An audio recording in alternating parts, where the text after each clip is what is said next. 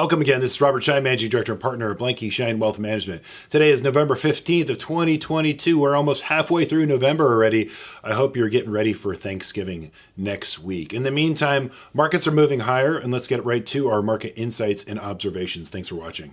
So 3 topics we're going to discuss. One of them was recycled from last week because it's still relevant. Let's start with market elections and the outcomes, essentially. So we're still in a holding pattern. I actually, last week's video, prior to the election on election day, I said it's going to take weeks to actually have this all shake out.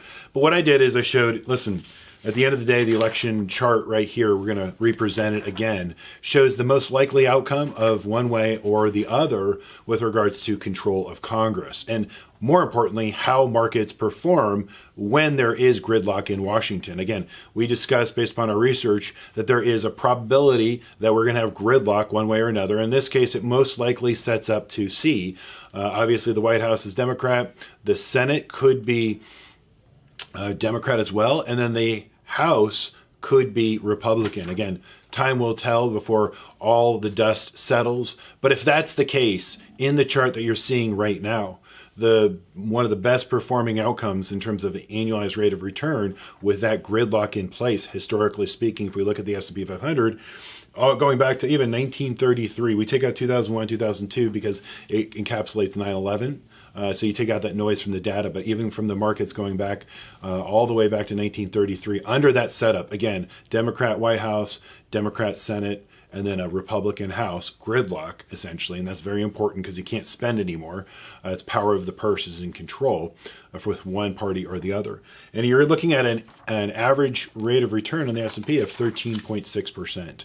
Again, that's history. We hope that continues, but it's a good setup. It's actually one of the best probable. The other way is the Republican Senate, Republican or Democrat House, and then the Republican president, and you get a 13.7% on that one. But that's the chart I want to represent. So we started from the bottom up today. Again, the markets are important. Also, we're going to also send you the link to Yahoo Finance. We apologize, we had the old link from CNBC. This time we're sending you the Yahoo Finance link interview. You can watch it at your leisure. On that was the day last week, actually the day after Election Day. I was interviewed, asked about cryptocurrencies.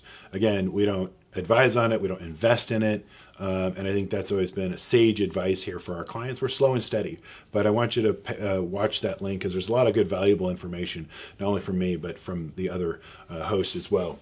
And also today, we also had some favorable comments and some favorable data, one from the PPI. That was the first news that moved the market today, which was showing that the rate of change is changing. It's decelerating. It's still up, which means that the PPI, Producer Price Index, it just shows wholesale inventory prices.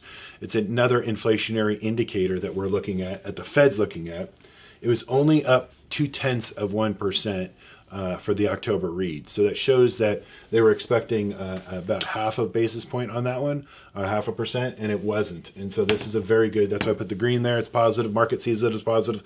Even the Federal Reserve says, wait a minute, Vice President Laird Brainerd said that she could see the Fed potentially 2023 slowing its pace of increases. If we look at the Fed futures market, we're seeing just that. We don't see a 75 that was earlier last week playing out for the December interest rate increase. We could see a 50, that's priced back into the futures market, increase in the Fed funds rate, which means that we go to the new year and we get to the end of January, and the Federal Reserve then has a wait and see opportunity to see what kind of impact we're seeing with real estate, with consumers. Now, the last point I want to talk about is today we had a report of the household debt has increased in the fastest pace that we have seen in 15 years. And that's very impactful. This is going to be the biggest challenge and the biggest concern moving into 2023. Simply because as debt increases, 2/3 of the economy is based upon the consumer. And if the consumer is now going to back up, not savings, but now on taking on debt, that's going to slow corporate earnings moving forward. So this could be something that we have to pay attention to as it relates to how it's going to impact corporate earnings for next year. So this is a very big story to watch, and it's important because, again, 2/3 of our economy are consumers, and that's where spending economy. So if they're going to be maxed out, there could be trouble ahead. So we'll put that on our dashboard. In the meantime, we're rebalancing portfolios. We're ensuring that we're trying to offset any capital gains and making certain that we even book some losses so that we can carry them forward for years to come, if that's the case as well. Again, with Blanke Schein Wealth Management clients, please call us. Let us know if you have outside capital gains from a real estate transaction or external transactions, because then hopefully we can offset that and make it tax neutral for you as best as possible for this year.